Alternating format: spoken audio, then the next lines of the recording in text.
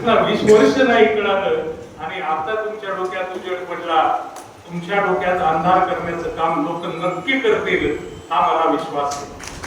आणि आज तरी या मजबूतीचे कार्यकर्ते कोणीच नाही की एखादा कार्यकर्ता गेला म्हणजे त्याच्यावर 500 मतदार गेले. होता एक काळ, आज तो काळ नाही.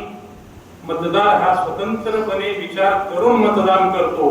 त्याच्यामुळे नेते गेले म्हणून अजिबात कोणी नाराज होऊ नका. गेले तर बरं झालं, तिथं नव्याला संधी मिळते. मला तर फार चांगलं झालं. नाही तर कुठे तिकीट म्हणलं की हीच मंडळी. आता हे गेले तर आपल्याला चांगल्या लोकांना उमेदवारी सुद्धा देता येते. राष्ट्रवादीचं काम करणाऱ्या सगळ्या कार्यकर्त्यांना सांगतो की माझी एक चांगली टीम, चांगलं जिल्ह्यामध्ये काम करणारी टीम पुन्हा एकदा आणायचं आणि भविष्यात 10-20 वर्ष या जिल्ह्याचं आरोग्य निरोगी राहण्यासाठी मी तो प्रयत्न करणार आहे. तुम्ही सगळे त्यात साथ द्याल हा विश्वास करतो. आणखी एक, वकील साहेबांना सांगितल्याप्रमाणे लोकशाहीची वाट लावण्याचं काम भाजपच्या पिरियडमध्ये चालू होईल. मुंह में राम बगल में छुरी खरंच चालू आहे. एखाद्या न्यायाधीशावरती गुट फेकला जातो.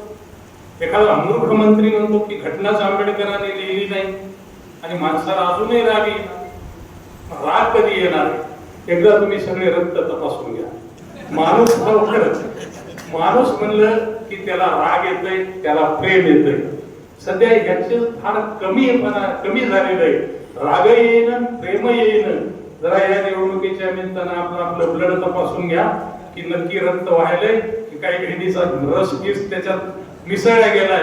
तसं असेल तर औषध घेऊन रक्त शुद्ध करून राग येऊ द्या, प्रेम येऊ द्या. काही अवघड नाही निवडणूक, एवढं मी तुम्हाला विश्वास देतो.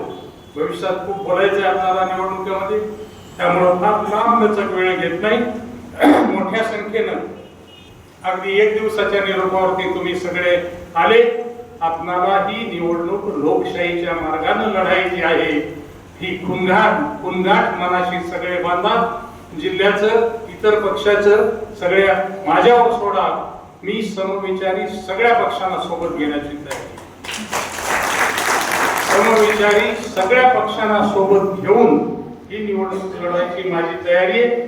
प्रसंगी आपल्याला राष्ट्रवादीला नुकसान करून घ्यावं लागलं तर हरकत नाही, पण आपल्याला इथं निधर्मी, धर्मनिरपेक्ष, विचारवंत, शांत आणि सगळ्यांना घेऊन चालणार नेतृत्व निर्माण करणार आहे.